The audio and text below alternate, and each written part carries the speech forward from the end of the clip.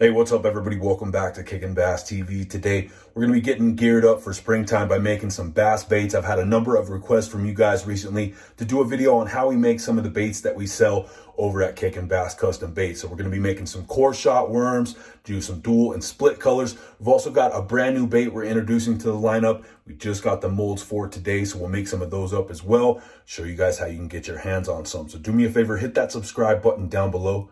Let's go.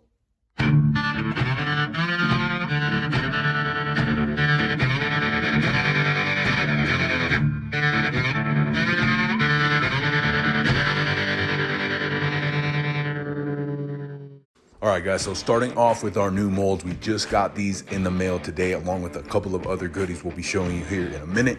These are AI molds. Really excited to add this to the lineup over at Kickin' Bass Custom Baits. Think you guys are really gonna dig it. It's a 7.5-inch ribbon tail worm. It's got a great action in the water and a really unique body style design.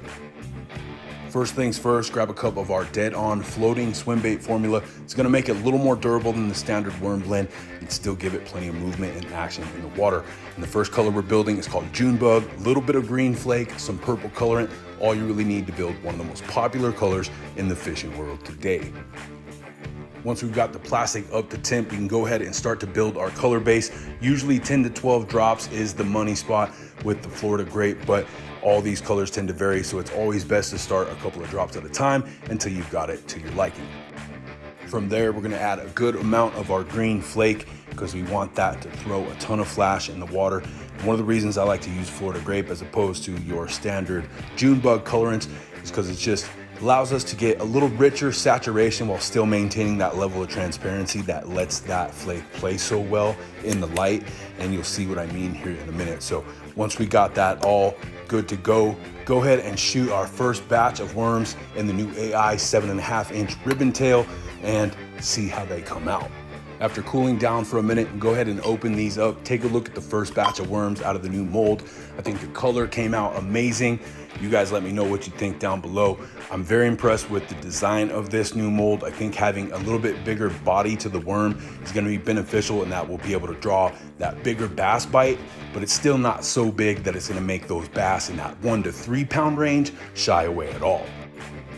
After that, we had some leftover alien green from the other day's mini maggots, so I grabbed some scrap black plastic. We got them both chopped up to do a little remelt.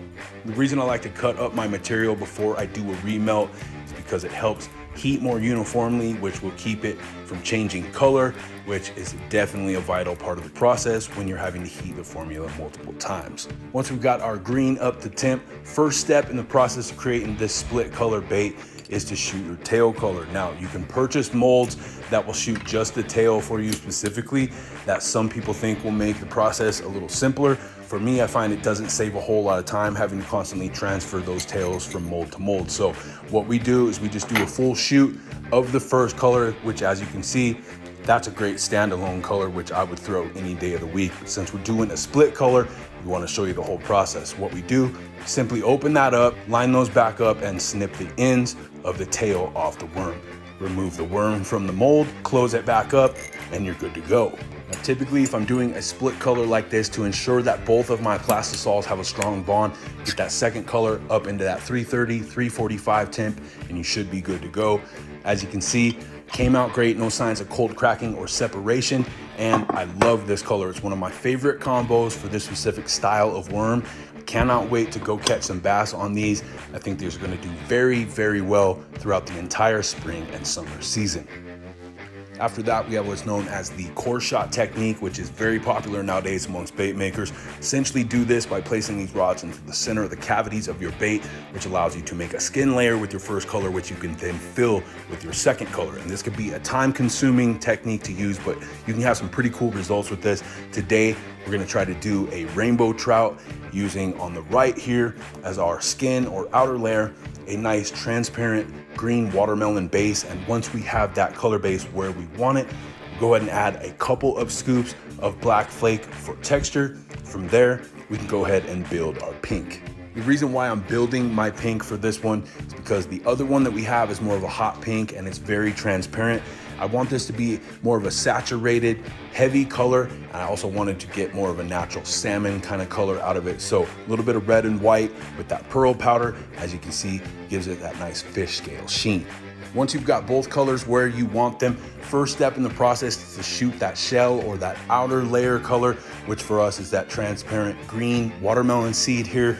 After we've got that cooled down, we're gonna pop those out. As you can see, still gonna have those core shot rods connected. So being careful not to damage the ends of each bait.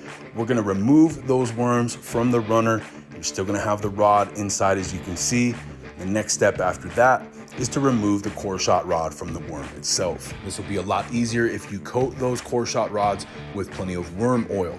And once you've got those out, go ahead and snip a little bit off of each end of the bait, just enough so that that secondary color can get in and out of there nice and clean. And if done properly, we should have a little bit of that pink showing on each end, with the most part of it being that shell with both colors playing off of each other. Once we had all those trimmed up and back into the mold, it was time to shoot our core color. And like I said, today we decided to build that natural salmon pink, the pearl powder in there to give it that fish scale sheen, but you could honestly go in either direction with this, either something like this or with that transparent hot pink, and you'd be happy with either one.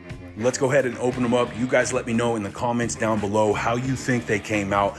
I think they came out great. I love the way that that saturated pearl powder pink plays underneath that translucent green shell. Absolutely awesome rainbow trout core shot. Next up, we have some leftover plastic from some hand-poured swim baits we made recently. Basically just a little bit of white with some blue highlight powder and some black flake. And we used the rest of that up by making some 1/2-inch mini maggots with it. Some of you might have already had a chance to try this bait out on the ice this winter. We just released this not that long ago. We're gonna be offering it through the open water season as well. It's a super versatile bait. You can target a number of species with it. So far, we've successfully caught trout, carp, catfish, 4 and 5 pound bass. We've caught some crappie, some bluegill, some sunfish. We've even caught some perch with it. So you name it, we got the job done with it so far, and I think it's gonna be super useful for a number of different species. And if that's not enough, we teamed up with Paul from Old Salt Angling to try out some of their new scents. They make some awesome fish attractants for soft plastics and hard baits. Check them out for sure. What we wanted to do, since they had one called Panfish Candy that I was particularly excited about trying out, was we packaged up a little bit of our 1/2-inch mini maggots, a little shot of worm oil in there, and then we hit it with 2 or 3 squirts of the Old Salt Angling Panfish Candy. Last thing we're gonna do is a hand-poured swim bait and try to attempt a spotted bass pattern, starting off with the capsuling technique, pouring a little bit of clear plastic and some black flake for texture. Once that thin layer is dried, we're gonna hand brush on with some black colorant, try to get those black spots from a spotted bass pattern. Now, I'm admittedly a pretty terrible artist, but we're just gonna try to do our best here and hope that it comes out all right. Once you've got that inner layer brushed on, you can go ahead and throw your hook slot back in, put the mold back together, and get it on the hot plate. Once that layer is sufficiently hot, we're gonna pour our belly color, which is just a nice pearl white base, hit that with the heat gun in between layers, and finish it off with one of my dirty green pumpkin colors for the remainder of the body. So let me know what you guys think of these down below. I don't think they came out too bad considering I have almost zero artistic ability. We'll slap a few eyes on these. We should have some passable spotted bass swim baits. So if you guys want to support the channel by ordering a pack of custom baits, head to the Instagram page at the link down below. We can answer any questions you have over there. We can take your custom bait orders and get you guys geared up for the season. If you enjoyed today's video, do me a huge favor, hit that like button down below for me. If you haven't already, subscribe to the channel because that's the best way to show your support. And like I said, love to hear from you guys, so don't hesitate to leave me a comment down below. Until next time, I'm D with Kickin' Bass TV. Subscribe!